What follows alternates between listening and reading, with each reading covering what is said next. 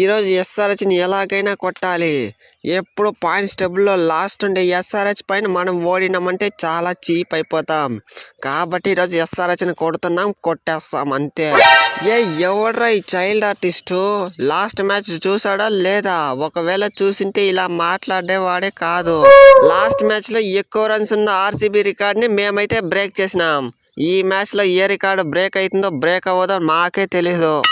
Hello Cummins bro, last match అయితే మీరు ఆడింది ఉప్పల్లో కాబట్టి మీ స్టేడియం కాబట్టి బ్యాటింగ్ పిచ్ తయారు చేసుకుని రన్స్ అయితే అంత కొట్టేసి.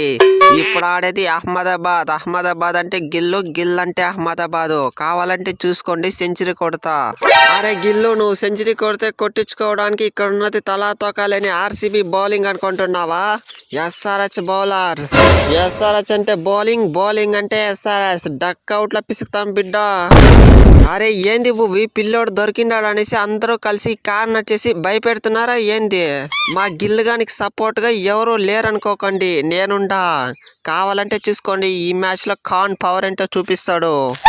అరే మార్క్రాము, ఈ రోజు ఈ జీటీ వాళ్ళని పిసికితే మనము పాయింట్స్ టేబుల్లో టాప్ పొజిషన్ కి పోతామంటావా?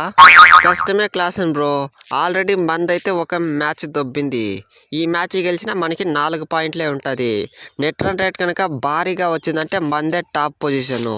ఏ నెట్ రన్ రేటే కదా ఈ మ్యాచ్లో తెచ్చేద్దాంలే. మొన్నలాగా 270 కొట్టేస్తాం, ఒక 150కి ఆల్అవుట్ చేసేస్తాం.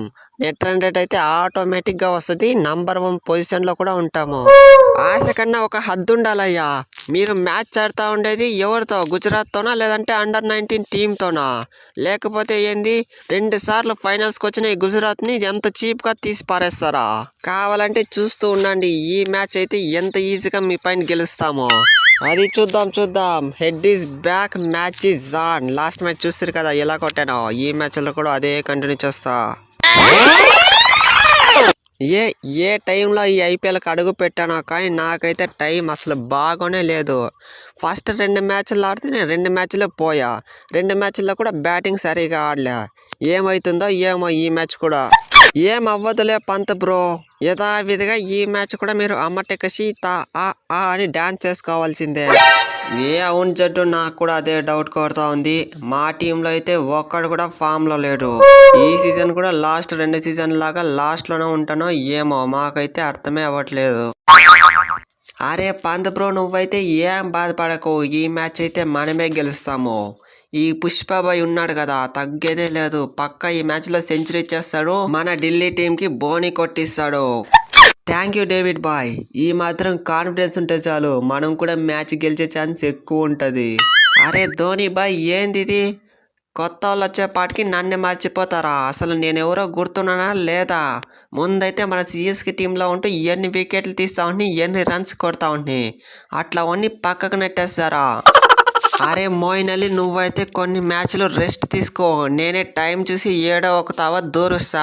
ఇప్పటికే మన సిఎస్కే టీంలో ఫారిన్ ప్లేయర్స్కి హెవీ కాంపిటీషన్ నడుస్తుంది. ఇలాంటి టైంలో నిన్నైతే దూర్చడం కరెక్ట్ కాదు. నువ్వైతే రెడీగా ఉంది, రాబోయే మ్యాచ్లో వేసుకుంటా. Hello my dear CSK players, as a క్యాప్టెన్గా నేనైతే ఒక డెసిషన్ తీసుకున్నా. ఈ మ్యాచ్లో ఎలాగైనా ధోని బ్యాటింగ్ చూడాల్సిందే.